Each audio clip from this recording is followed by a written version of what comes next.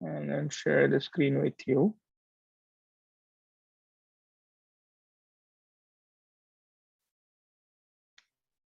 Okay, so let's now take a look at a couple of examples of these spherical or azimuthal expansions. I think azimuthal expansions, we haven't really talked about them yet. That's the part that we need to see first, and then we will take a look at a couple of interesting scenarios where we can determine these magnetic monopole or magnetic multipoles. Okay. All right, so first let's take a look at the azimuthal expansion. Magnetic multipoles.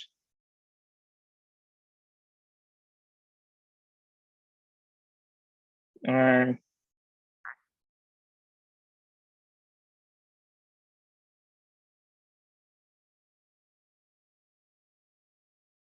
And you all know, of course, right? When we talk about azimuthal, that means we have cylindrical symmetry.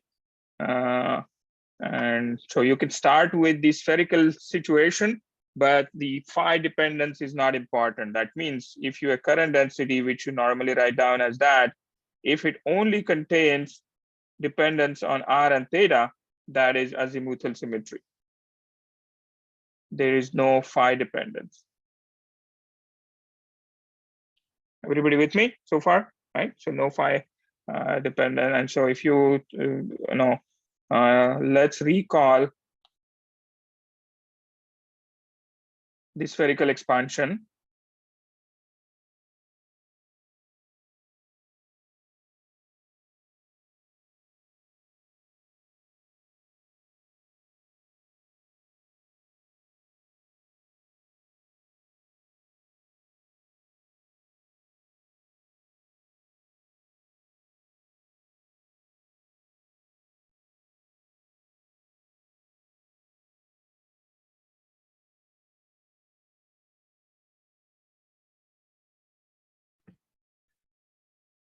Dr. Kapale?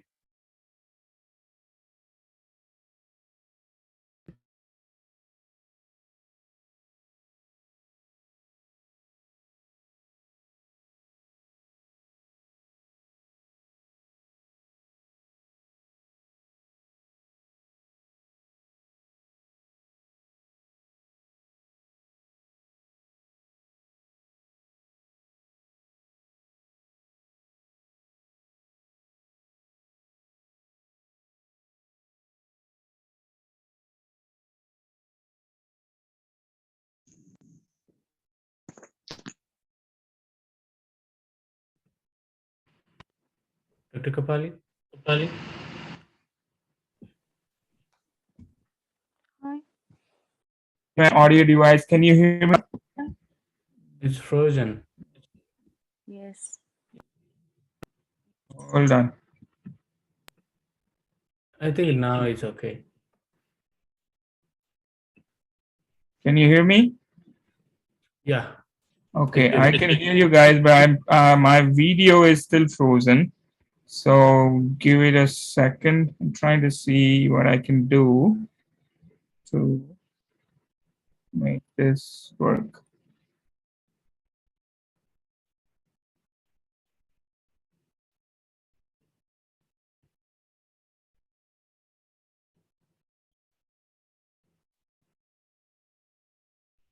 Okay, I'm having some issues. Zoom is having some issues. So let's see what happens.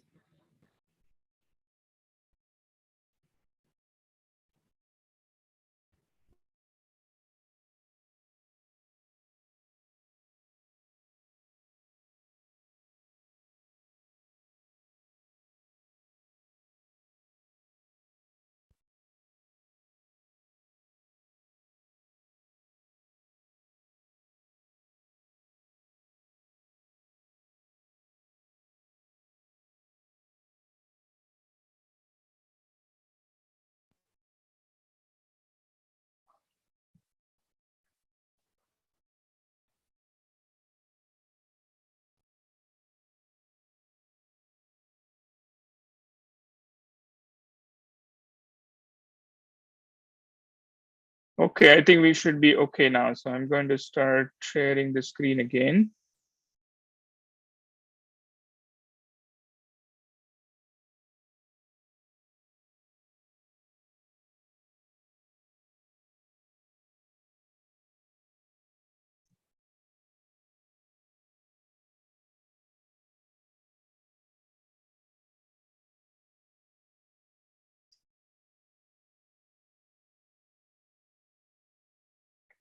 Okay, it should work. You should be able to see the screen at least, and then we can take a look at what's happening here. Okay. So now we know, yeah, I was just trying to write down the uh, spherical expansion for the vector potential, magnetic vector potential. And so that's how it looks like. You all are familiar with that. So nothing new. We saw this in the previous class, though we did not do a very careful and detailed derivation. That is fine. You can read through those sections in the book. They are straightforward. Also, if you recall the spherical expansion for the magnetic scalar potential, it has similar form, except for, of course, it's scalar in nature. So the L vector that we have, L operator rather, would not appear in this case. And the normalization is the same. And then you have MLM, YLM of omega. Omega is just a combined notation used for theta and phi. And so you can see they have similar structure, except for this part here, which brings about the vector character of the magnetic vector potential. We need that. And the L operator is something that you are familiar with from quantum mechanics. There is nothing quantum about it really. It's just the operator that involves the derivative, right? So gradient minus I gradient. All right, so that's what it is. So in some sense, if you have azimuthal symmetry, you have to remove the phi dependence from the YLMs. And the way you do is, so we need to do, the process is remove phi dependence. And the best way to remove dependence on any specific variable, this is commonly done in any sort of physical problem, very useful in quantum mechanics as well, is you do an integral. You essentially do an average over all values of that phi from the most general expression that you are familiar with. So if we do this, take YLM, which is the only term in that spherical expansion that is dependent on R and theta, right? And so if you do the integral over phi, where phi goes from 0 to 2 pi, the whole domain, then you are going to get essentially the legendary polynomials back, right? And some of these expressions, you don't have to remember. You can look up. There are lookup tables, or there are big, large volumes written on special functions. And so anytime, it's you encounter a special function, you don't have to derive anything. You look up, write reference, and then you use things that are going to be useful for you. Okay, so that is the idea. And so what happens is you essentially get YL0 theta phi, because YL0 does not have any phi dependence. And you can write that as 2L, sorry, the normalization, which is 2L plus 1 over 4 pi. So it's just this term that you had, turned around, moved to the other side, so it becomes reciprocal, PL of cosine theta. So the YLMs get transformed into legendary polynomials, which only have theta dependence. And so with that, then you can write down the magnetic scalar potential expansion, which would now just have mu0 over 4 pi sum over L only, M is 0, 1 to infinity.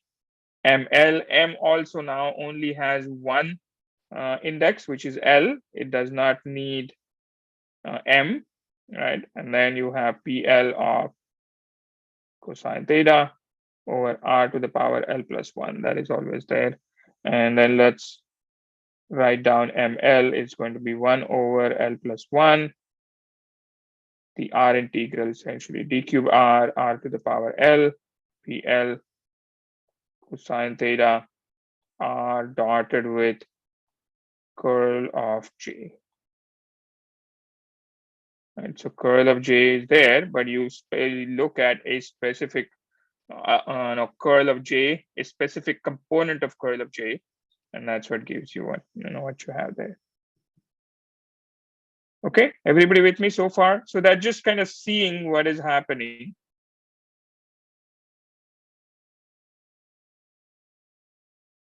Let us now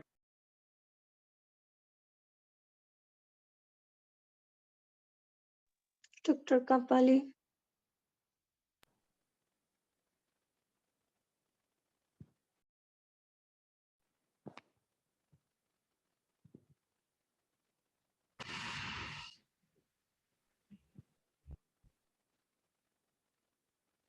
Okay, I'm back, and I want to see.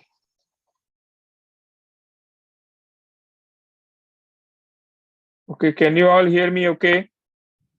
Okay.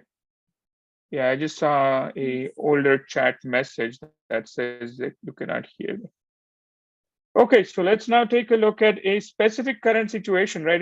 This is fine, this is general, but if we want to learn something from it, we want to look at some simple situations, right? So the simple situations that we are going to look at is currents that produce pure multipole fields.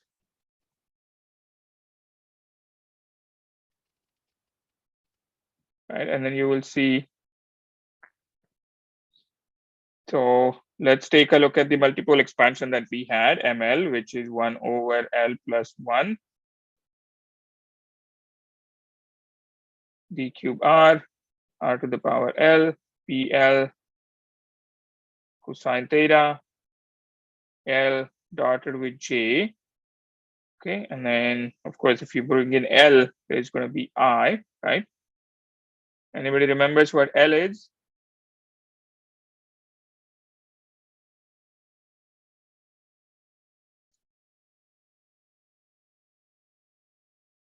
Momentum. Yes, but how do you define it, right? So recall that L is equal to I, negative I, R crossed with the gradient operator, right? And so you could see here, you sort of have R dotted with, similar looking configuration, but not quite there yet. So we have to turn it around. And it turns out you can do that. I will not go into the vector identities there, but you can show that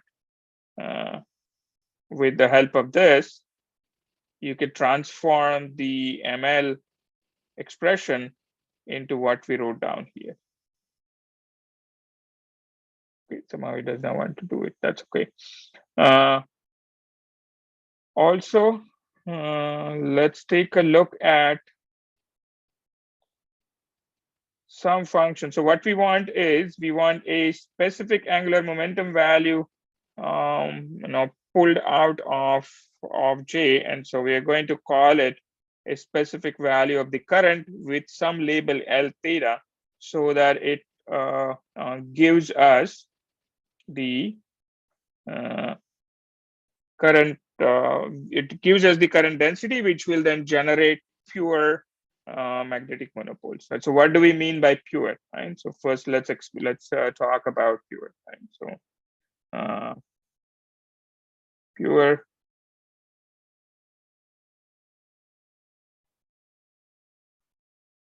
means specific values of L and M. right? So that they would have the same character as the angular momentum eigenvalues of say a hydrogen atom, for example. Okay, and so the current density then, this implies that the current density is a vector quantity. It needs to be proportional to, right? Remember the monopoles or the multipoles, whichever form they have, each one of them have their certain shape, and if they're mimicking, they are trying to mimic a certain character of the charge distribution. And so if you want a specific multipole, your charge density or current density in this case, because we're working with magnetic situations, they have to mimic the YLMs.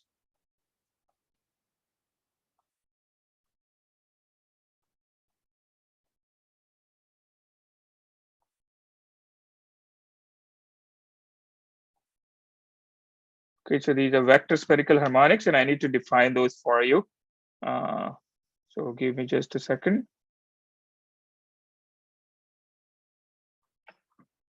I think I know what the issue is with my machine.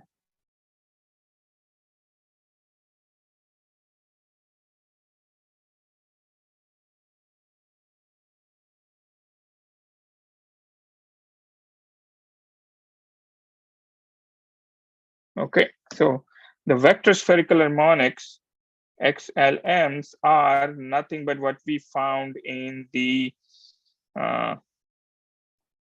the vector potential expansion, magnetic vector potential expansion. So there is this normalization, and then you apply the L operator on the YLMs. YLMs themselves are scalar. When you apply the vector operator on it, it's going to generate a vector, and then there is a normalization that goes along with it. So these are called the vector spherical harmonics.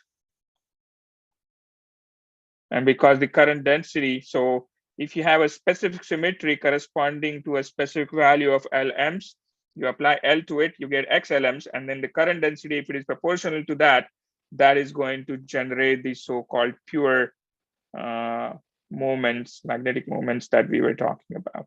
Okay, so let's now dig deeper and start looking at what sort of needs we will have for this, right? So now we can start writing down the current density. So J L of theta, L, because now we are specifying a specific angular character through L that you get. Also, it turns out the radial dependence is not important, so we're going to not worry about it, because YLM theta phi, right? There's no radial dependence there. It's sort of obvious. So let's say you have certain current, and we are going to assume. Okay, so let's make a clear argument. So the radial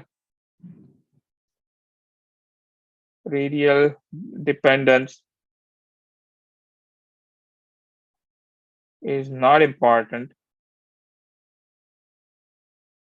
So then what we can do is we can take a sphere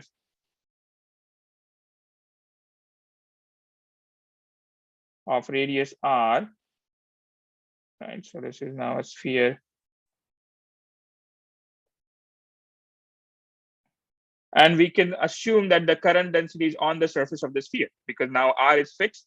All you have to care about is what's the dependence of theta and phi, right? So I'm going to make it, let's say, maybe this big, so I can quickly shade this. And so to show a sphere, I'm just shading it so that you don't assume that as just a circle. Okay, and then what we need is some sort of a current density. So you will need the current density to be a function of theta. We are assuming, again, also remember azimuthal symmetry. So how do we start writing the current density? that is on the surface of the sphere. What sort of a delta function am I going to need to put it on the surface of the sphere? So I have some current I, it's confined to the surface of the sphere. Any thoughts? What sort of a delta function am I going to need to confine the current only to the surface of the UI radius R? Anybody? By now, you should be comfortable with this type of. Yes, somebody said something. R equals to half. R minus R. Okay, yeah, that will fix it at that position of R. Right, that's good. And it turns out to normalize it, you need to bring in 1 over R. Then now the theta character comes in, and for that we are going to have R crossed with gradient applied to PL of cosine theta, right? So because we want a specific value for L, I'm just denoting it to be L, and so we will have PL cosine theta in here, and just like you saw in the expression, now you have, let's see, where is it that we had R crossed with delta? Here, right? L has R crossed with delta, so you take that operator, and so L applying to PL is essentially R crossed with delta del operator applied to PL. Okay, so that's what that is. We can then expand it out or write it in terms of the L operator, which is going to be, so that part is the same, IL, right? So this part here is nothing but IL applied to PL cosine theta. So it's in some sense, it's sort of trivial, but it is interesting to see geometrically what happens here. And again, all of this is geometry, all of this multiple expansion is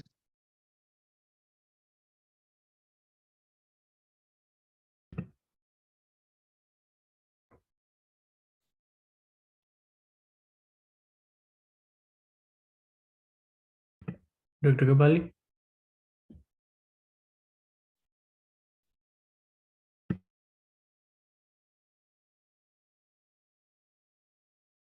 L equal to 1. What do you think will happen in this case? Dr. Kapale, you are frozen at the beginning of the description, I guess.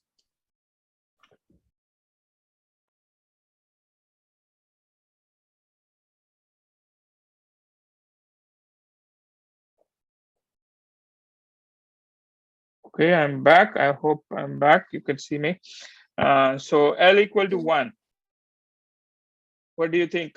So we have this operator IL on PL cosine theta, where we choose L equal to 1. What do you think will happen when you apply that L operator, L equal to 1?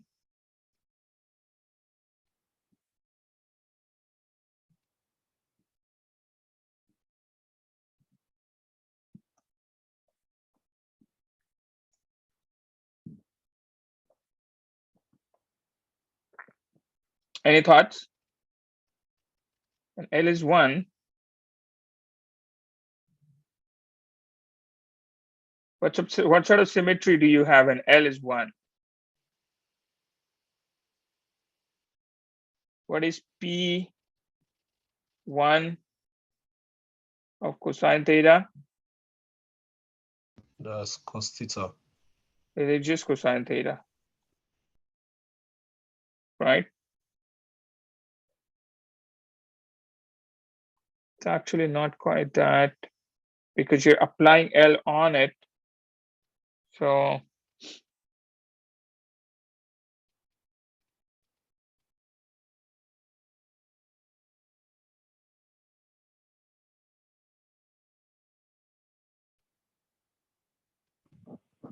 Should it be Okay. I cosine? Yeah, what we are going to do now is we have this expression for JL of theta. Let's now apply L squared operator on PL. And that is, of course, you all know from your quantum mechanics study of angular momentum. This is these PLs happen to be the eigenfunctions of the L square operator, and the eigenvalue is L times L plus 1. So that is something that we know. And the PLs are orthogonal.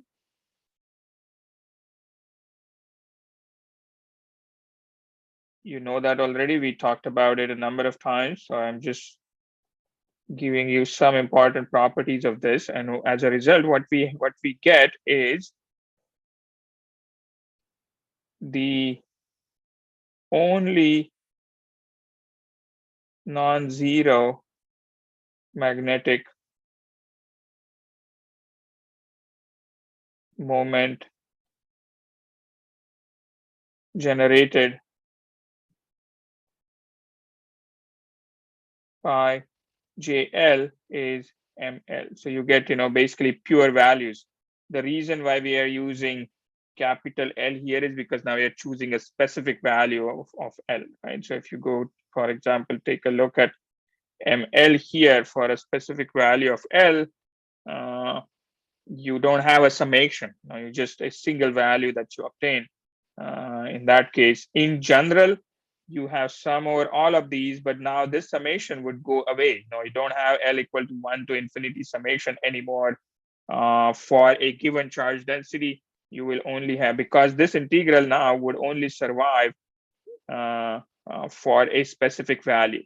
It's integral over PL, and then the R dotted with del cross J. J itself has that angular momentum character. So you would bring up another PL from there, and so a specific value of L will be picked out. So from this summation, only based on what JL you chose, only a specific value of ML will survive, and you just get these so-called pure moments, right? So let's now take a look at the current density after you apply the angular momentum operator on it. So this radial part does not change, and then you essentially have the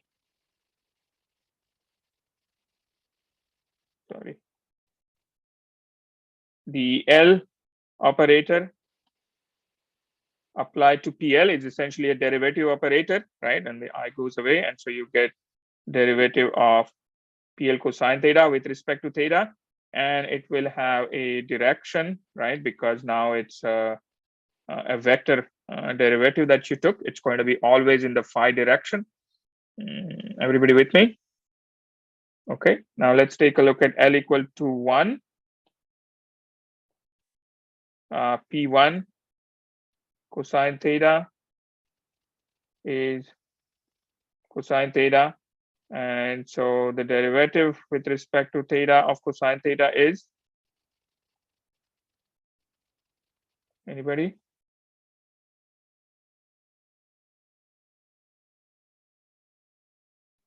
Negative sine theta.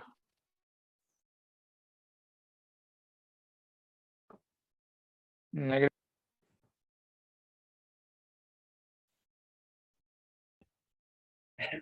There's P1 also. What I'm going to do now, geometrically describe what the current density is going to look like.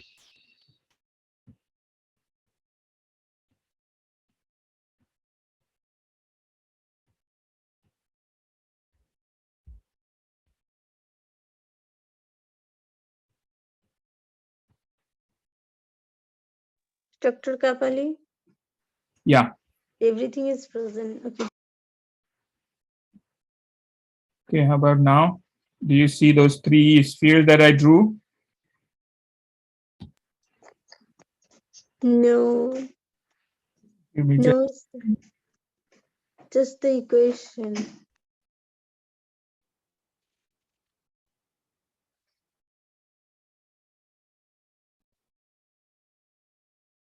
How about now? Yes, now it's okay. All right. Okay, so let's take a look at L equal to 1. It turns out for this, the current is very simple. It starts from one direction and it just goes around in circles, right? So it's like following along the latitudes of Earth, right? It's that kind of lines.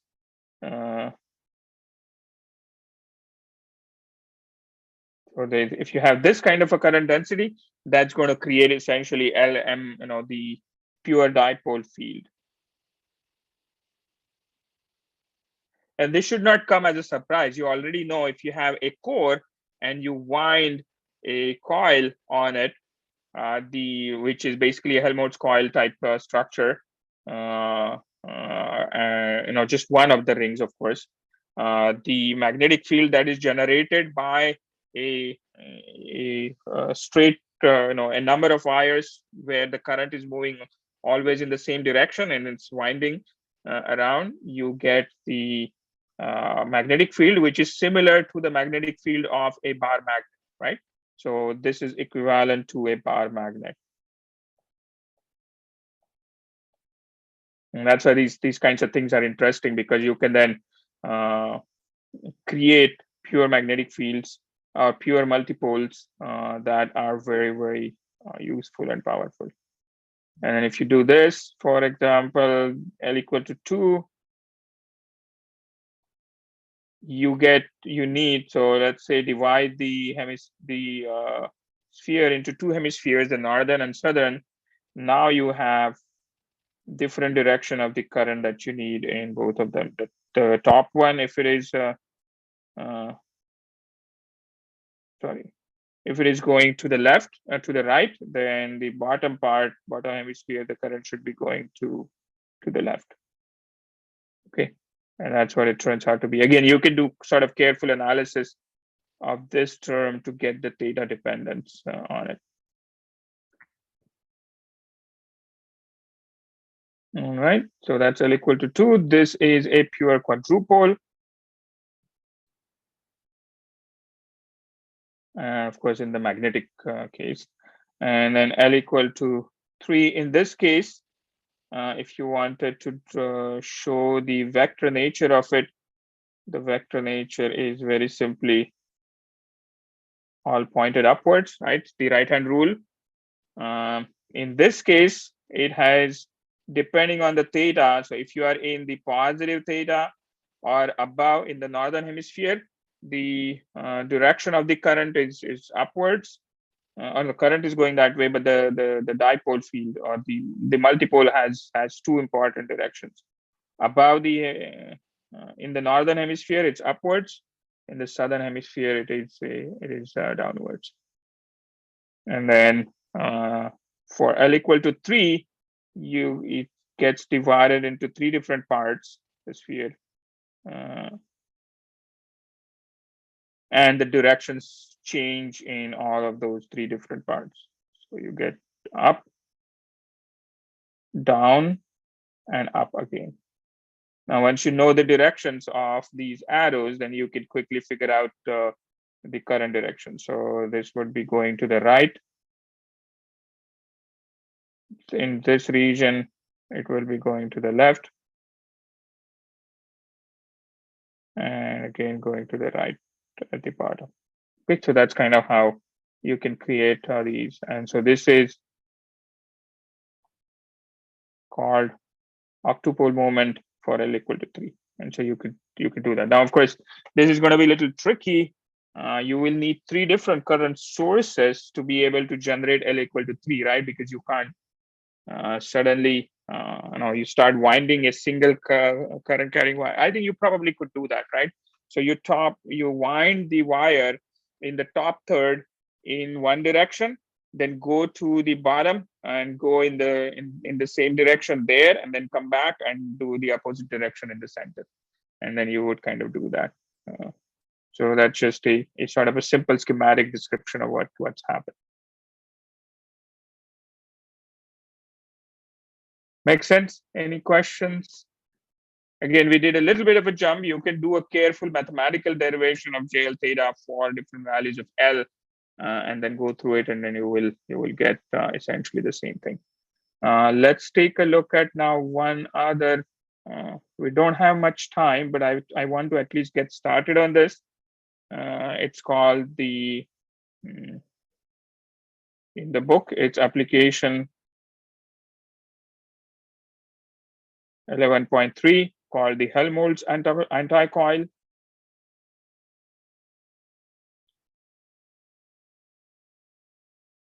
So Helmholtz coil is actually a term used for two different cores and that are held at a certain specific distance apart from each other. And then you have current carrying wires along with those. Now, depending on the direction of the current, if the current is going in the opposite direction in those two coils, then that's called the Helmholtz coil.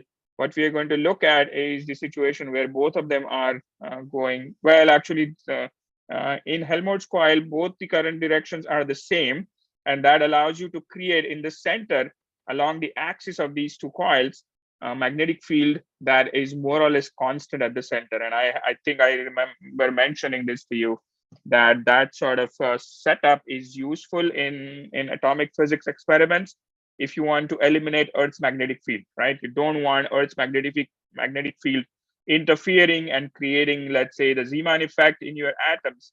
Then you want to eliminate Earth's magnetic field, and you can do that with the help of these Helmholtz coils.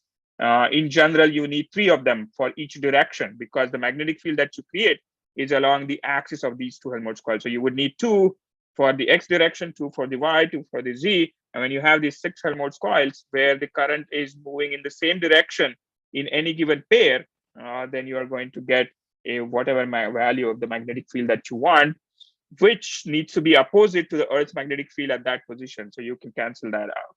Okay, so just again, a very sort of practical note on what happens there.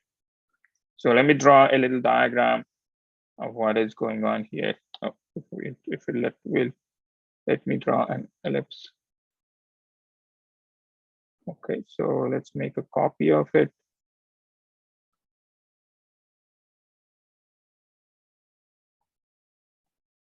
So here's another one. But what I want to do also is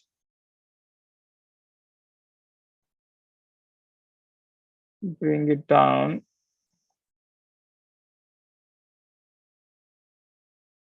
So you sort of see that as a thicker coil on which now you can have a current going in that direction. And on the bottom one, the current is going to the left. Okay, so that's what is going on here. Okay, and then we can write down the, let's take the distance between the two coils to be D. And let's take the origin to be at the center. And so that's our x-axis, let's say. So we can write down. So let's call this the plus ring, and let's call that a minus ring, right? Because they're going to have opposite magnetic field that they will create. And so if you write down the density, current density as a function of R and theta for the top coil, it is going to be in the phi direction, right? Because it's azimuthal. The current is going in the azimuthal direction, so it's always going to be phi hat, right?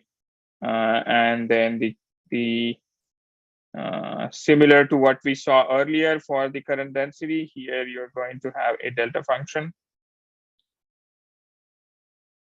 R minus, let's say the ring radius is capital R.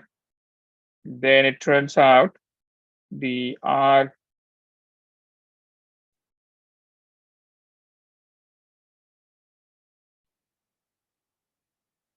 cosecant alpha is what you need. So little r, right? Because your R is being counted as from the origin, right? So little r is somewhere here. And so only when that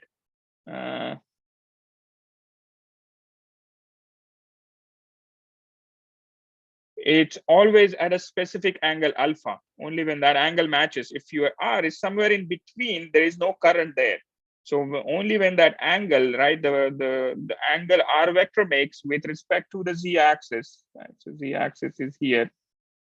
And I should probably have drawn this little carefully there. Okay.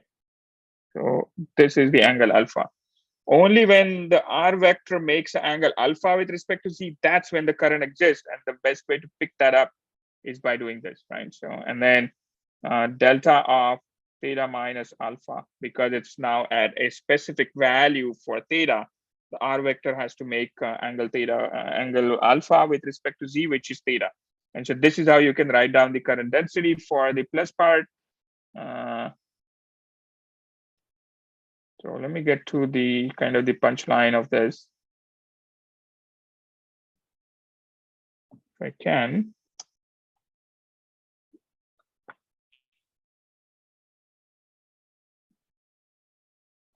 Okay, and then you can calculate, to be able to calculate the magnetic fields or even the moments, you need del crossed with JR, or let's just say del cross J, the R component is going to be 1 over sine theta, derivative with respect to theta of sine theta J phi.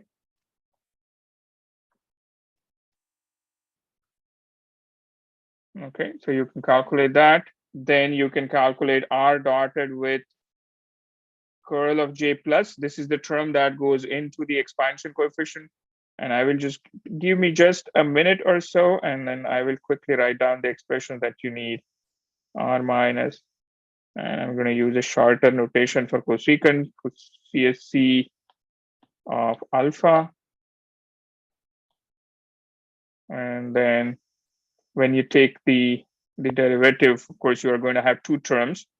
It will be cosine theta delta of theta minus alpha plus sine theta delta prime of theta minus alpha. Right, so we're just taking this, substituting j phi in there, and then taking the derivative. So it's just straightforward mathematical calculations. And then PL prime of x. So this is just a identity about the legendary polynomials, which is equal to d over dx of PL of x. That's just the definition. Sort of. Then the moments that you are going to get, the nth moment from the plus current is going to be 2 pi I after you do the integral L plus 1. Remember, it's the radial integral that gives you the ML. And so because the radial integral involves only that delta function, it's actually trivial to do. And you are going to get PL prime of cosine of alpha. Okay, so that's how you get that. And then what you can say, we could take, let's take alpha equal to pi over 2. So special case. And then ML plus is simple. It just has 2 pi I r to the power L plus 1. Right? We could have done that in the previous case also. It's r squared times r to the power L minus 1 times you have L plus 1. Sine alpha is gone because sine pi over 2 is 1. So you don't need that. And then you have PL prime of 0. So you can calculate that. So that's, it gives you now how the magnetic moment is going to look like at a point that's far away. ML minus, which is from the negative current, is going to be ML minus 1 to the L ML plus. And so the total magnetic moment is going to be ML plus plus ML minus. And so some of the odd components are actually going to cancel because of the relative negative sign. And so then the quadruple moment is the only one that survives, and you get something that's 4m r cotangent of alpha, which is equal to 2 times m times d, where m is pi r squared I. So you can see, it turns out to be a very, very simple sort of expression. It is equal to 2. Let's actually write down this M2, which is, remember, L equal to 2. So it's a pure quadruple moment. And you get 2 pi r squared I times the D. So it's the area of the plates, area of the rings, times the current, times the distance between them. So very, very simple completely geometric. That's why I was telling you that the multiple moments are purely geometric property of what's going on. So it it contains the distance, the area of the rings, and the current. And so this is a pure quadrupole moment.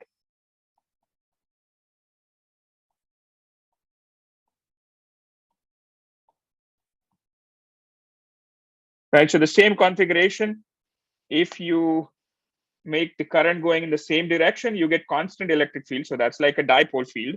And when you reverse the direction, the dipole field gets canceled and you get pure quadrupole from the same type of configuration. So there is tremendous practical applications of this to study effect of magnetic fields on variety of phenomena. Okay, so I went quite a bit over, but that's